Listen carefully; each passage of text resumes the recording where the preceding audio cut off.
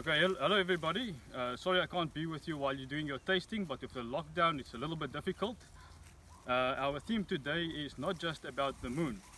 Now we are those guys that are also using the moon phases. You know, as the moon goes up and down, it goes into different star constellations, and that affects plant growth differently. It affects the way that sap flow moves, and we definitely do use it, but it is not all just what biodynamics is about. On Waterkloof we've got, for instance, our goats. Our goats are light element animals, as I'll explain a little bit later.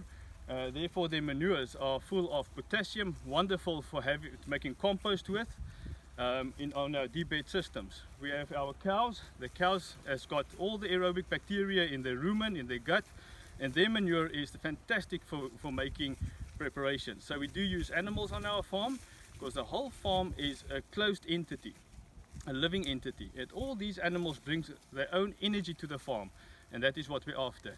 Our animals also in winter is in the vineyards. They graze all the weeds down so that the horses can easily plow. So if you just follow me into the vineyard,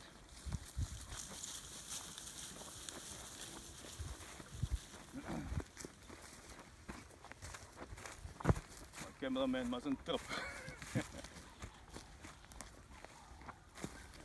So this is Pity, and the horse's name is Jack. And what we do is we use two different plows. One is to open the soil and one is to close the soil. In that process we are throwing a lot of carbon material underneath the soil, and that builds the soil carbon, the water capacity, the microbes that we put out onto the soil can live on that carbon, and that fertilizes and creates terroir in our vineyards.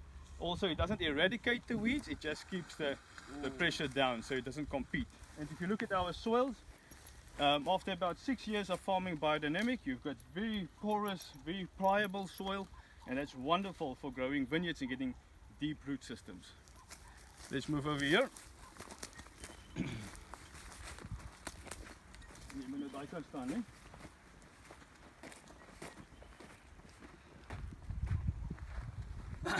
So obviously in biodynamics we also make a lot of preparations, a lot of fertilizers ourselves to be sustainable, and everything that we use come from the farm. So if we look at a light element animal like a goat, then we have a light element plant, which would be, in this case, sour figs. You can see it's very pointy, very shapely. Wild rosemary. Both of these are antifungal, and we can use them as antifungal sprays using fermenting microbes to extract the oils that's needed to spray on the vines. Russian comfrey, very high in nitrogen, wonderful for a leaf spray. It all grows around the farm here. And then a water element plant, which would be kooigoed. It's very medicinal. When you smell it, it relaxes you, and we use that to create a harmonious atmosphere. Then one which I've just dropped, thatch grass, very high in silica. If you spray this on your leaves, it builds the chitin layers, it makes the plants more immune against diseases and pests, and a wonderful thing to use. Then what we'll do is we'll collect some cow dung. We'll take eggshells from the chickens, burn it up, mix it with the cow dung, and then we'll put our biodynamic preparations in there, and after about a month we've got nice humified, you can zoom in, material. This is called a cow pad pit. It's full of mycorrhizal funguses.